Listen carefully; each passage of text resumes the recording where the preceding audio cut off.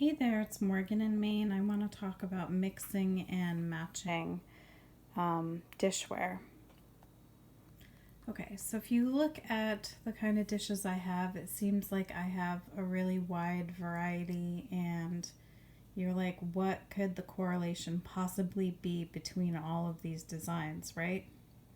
So it's a little bit confusing sometimes to understand like how these things can work together and look good without looking like it's just a hodgepodge. So I made a decision to buy some of these like retro glasses off of eBay. Spent a little bit of money on those, um, just because I like pieces from the 1950s and up to the 70s. I think that they're really cool. So I consider them investment pieces because I'm going to have them for a long time.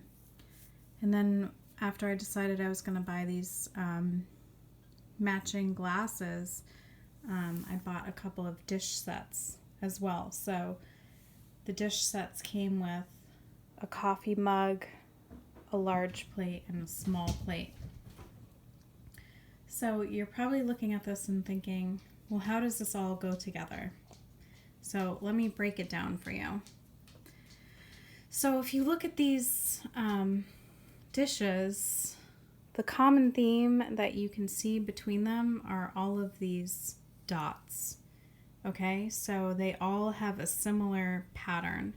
And because they're in the same color family, they can coincide together even though one is square and one is round. You can see that this plate too has the brown edging, and there's a little bit of darker brown in here.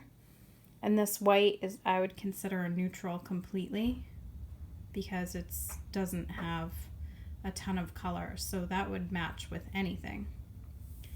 And then I had some of these blueberry plates left over from before I bought my new dishes, and I kept them just because, again, it's a repetition of the dots. They all have like geometric feeling patterns, and this is almost a neutral because it's white as well, so they kind of all go together. And then I have these funky chicken bowls that I saved from an old set. Again, you're like, how in the heck does that coincide? But if you look at the colors on the chicken bowl, they almost exactly match the plate colors.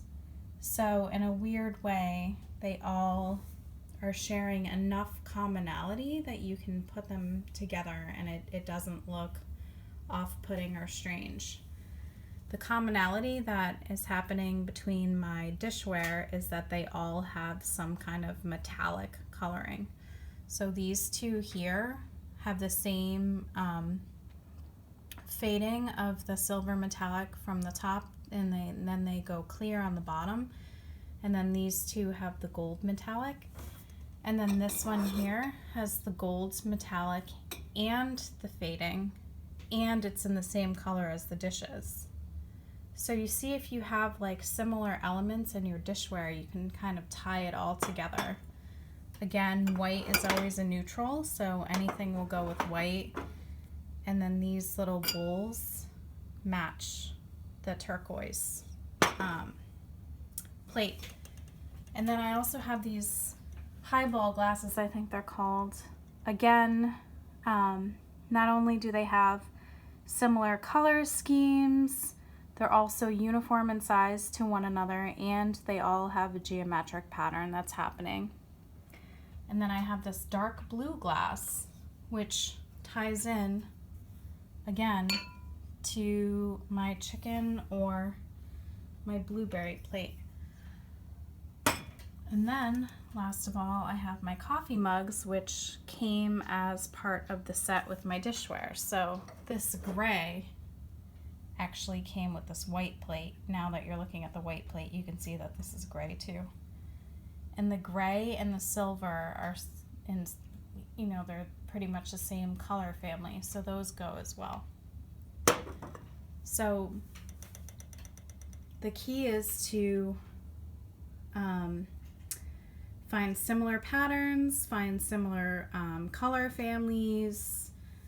If you have something like dots, if everything has dots and you have neutral colors to work with too, then you can get it all to coincide. But it's quite an eclectic mix, and I think it all works together because of those few things.